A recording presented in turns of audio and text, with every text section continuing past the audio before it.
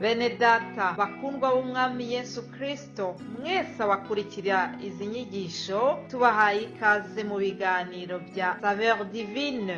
Ibi biganiro mu bitegurirwa n'abavugabutumwa bwiza batandukanye, akaba ari umuhamagaro ugendera ku ijambo ry'Imana byanditse mu gitabo cy'ubutumwa bwiza uko bwanditswe na Matayo ibice 24 umurongo wa 14. Kandi ubutumwa bwiza bw'ubwami buzigishwa mu isi yose ngo bube ubuhamya bwo guhamiriza amahanga yose, nibwo imperuka izahera ko ize. Ibi biganiro mubikurikira ku channel ya YouTube yitwa Saveur Divine. Tubifurije kugubwa neza. Imana Data ari nayo so ibaha umugisha.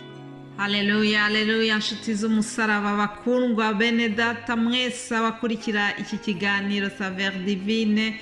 Imana ishimwe cyane, tuyizamuriye ibendera ryayo, tuzamura ibendera ry'Imana kuri iki cyumweru gishyashya dutangiye. Imana ishimwe cyane ko yaturinze ikaba itugejeje kuri uyu munsi wa mbere wa Pentecote. Haleluya, le lundi de Pentecôte. Imana ishimwe, ndizera yuko yabanejeje muri iyi weekend ya Pentecote, ndizera yuko umwuka wera yabanejeje.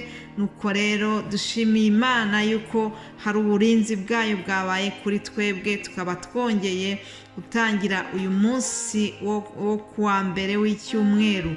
Reka dutangirire kuri iri jambo tubona muri Zaburi 127. Handitse ngo Uwiteka iyo atari we wubaka inzu, abayubaka baba baruhira ubusa. Uwiteka iyo atari we urinda umudugudu, umurinzi abera amaso ubusa. Reka nkubwire ngo uca akarongo kuri iri jambo ryitwa umurinzi. Umurinzi yabera amaso ubusa yaba Uwiteka atari we uturinda. Reka mbabwire ngo hari ibintu byinshi bihiga ubuzima bwacu. Njya mbona abana b'abantu dukora ibyo dushoboye byose kugira ngo dushyireho uburinzi ku buzima bwacu. Hariho abafata imbwa z'inkazi, ukabona no ku bipangu byo ku rugo rwabo handitseho ngo imbwa iryana, cyangwa se ngo attention chien méchant. Iyo mbwa rero ibishinzwe kurinda abari muri urwo rugo. Iyo mbwa ibishinzwe gucunga ko haza abajura, igacunga ikarinda urugo. Hari n'abandi bashaka abo bita garde corps, abarinzi nyine, abantu bakomeye bo kubarinda, bo gucunga umutekano wabo.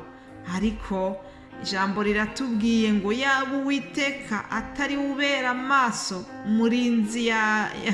umurinzi abera amaso ubusa. Turashimira Uwiteka rero kuko yatubereye maso muri iyi minsi itambutse, muri iki cyumweru cyashize, akaba kandi atubereye maso ku buzima bwacu. Imana ishimwe cyane, tuyizamurira icyubahiro mbere yo gutangira iki kiganiro.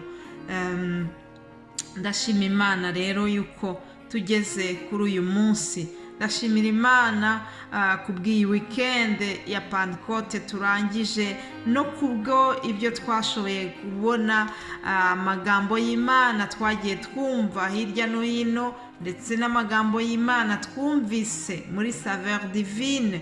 Ibyo byose nishimwe riri mu mutima wanjye. Ndakwifuriza nawe kugira amashimwe umutima wawe. Rero reka mbanze nshimire nanone abantu bose bashyigikira uyu muhamagaro wa Saveur Divine.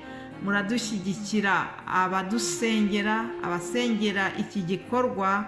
Ni ukuri Imana ibaha umugisha. Abavugabutumwa bene data dukorana muri uyu murimo wo kubagezaho ijambo ry'Imana rya buri munsi mu rurimi rw'Igifaransa ndetse no mu rurimi rw'Ikirundi n'Ikinyarwanda n'Icyongereza. Abo bose ni ubwitange, ni ugukorera Imana, ariko nzi neza yuko tuzagororerwa twese nitutagwa isari. Imana ibaha umugisha mwese abagira icyo bakora kugira ngo iyi ministère ya Saveur Divine itere imbere. Alléluia. Que Dieu vous bénisse abondamment. nk'uko mubizi rero tumaze icyumweru cyose tuganira ku mwuka wera, tuganira ku bigwi by'umwuka wera. Umwuka wera ni umuntu nkunda cyane. Umwuka wera ni sije umuntu atavuga ngo arangize, kuko umwuka wera araryoshye cyane kumuvugaho. Aleluya. Umwuka wera ni umufasha, niwe udufasha gusobanukirwa neza Imana Data wa twese, Yesu Kristo umwana wayo. Rero umwuka wera adahari ntabwo twashobora gusobanukirwa urukundo rw'Imana, ntabwo twashobora kugira ukwizera guhamye, ntabwo twashobora gukomeza kwirinda no gutinya Imana tudabifashijwemo n'umwuka wera. Umwuka wera ndamushimira kuko adufasha muri byinshi cyane. Bene data, umwuka wera ni we udufasha burya kwera imbuto z'abizera. Abagalatiya 5:22 tuhabona imbuto z'abana b'Imana. Abana b'Imana bakiriye Yesu Kristo hari imbuto bagomba kwera, ntabwo bagomba kwitwara nk'abandi bantu. Oya, tugomba kwera imbuto z'umwuka. Rero ngo ni izihe? ngo ni urukundo, ni ibyishimo n'amahoro no kwihangana no kugira neza n'ingeso nziza no gukiranuka no kugwa neza no kwirinda. ngo ibimeze bityo nta mategeko abihana. Izi ni imbuto zigera kuri 9, ariko zikaba zera ku giti cyitwa umwuka wera. Aleluya. ndabingingira kugira ngo nukuri tugire inyota y'umwuka wera, tukomeze dushakishe kuba inshuti za mwuka wera. Ntabwo ari ikintu tugomba gushaka ari uko Pantekote yegereje gusa. Oya, tugomba ahubwo guhorana inzara n'inyota zo kubana na mwuka wera, kugira ngo adushoboze muri uru rugendo turimo, urugendo rujya mu ijuru, urugendo twatangiye ubwo twakiraga Yesu Kristo nk'umwami n'umukiza wacu. Ndabingingira n'ukuri kugira ngo dukomeze duhendahende umwuka wera agumane natwe, agume muri twe, adukoreshe iby'ubutwari, bya bindi byose Yesu yadusezeranije. Hari ibimenyetso bizagendana n'abizeye. Biriya bimenyetso rero ntabwo dushobora kubigeraho, ntidushobora kubibona atari umwuka wera abidukoresheje. Imana idufashe kugira ngo n'ukuri dukomeze dukorane na mwuka wera mu buryo budasanzwe. Mwuka wera ni utanga imbaraga, mwuka wera ni utanga kuvuga umuntu ashize amanga, ni mwuka wera ni utumara ubwoba.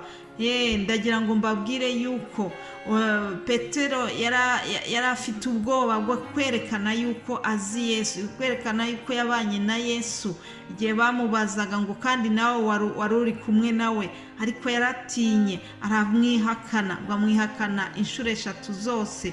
Ariko ndagira ngo mbabwire ngo umwuka wera amaze kumugeramo, bwa bwoba bwarashize, araza ahamya Yesu uwo ari we, abwira babandi bari bishe Yesu, arababwira ati uwo mwishe mukamubamba niwe waduhaye imbaraga zo kuhagurutsa ikirema. Aleluya. Araza aramuhamya ashize amanga, nta bwoba gifite, kubera yuko umwuka wera yari yamaze kumugeramo, yari yamaze kumuhindura, amugeza ku rundi rwego. Hari urundi rwego umwuka wera tugezaho.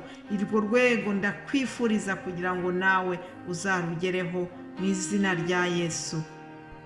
Igihe cyacu kirarangiye, ariko reka turangize ubutumwa dusaba Imana ngo iduhe kuyoborwa n'umwuka wera. Aleluya. Dusome mu Baroma igice 8 umurongo wa 14, handitse ngo abayoborwa n'umwuka w'Imana bose nibo bana b'Imana. Aleluya. Data mwiza wo mu ijuru, ndagushimiye yuko watubereye Imana muri iyi minsi yose itambutse. kandi ngushimiye yuko umwuka wera yahawe intumwa nk'uko Yesu yari yasize azisezeranije. Gushimiye yuko hari izindi mbaraga utanga biturutse ku mwuka wawe wera. Izo mbaraga rero nizo nsabye muri iki cyumweru mu izina rya Yesu. Ndasabye kugira ngo mu byo tuzakora byose tuzabikore tuyobowe n'umwuka wawe, nk'uko tumaze kubisoma ko abayoborwa n'umwuka w'Imana bose ari bo bana b'Imana. Uduhe kuyoborwa n'umwuka wera mu byo tuzavuga byose, mu byo tuzakora byose, maze uzihesha icyubahiro mu izina rya Yesu. Amen.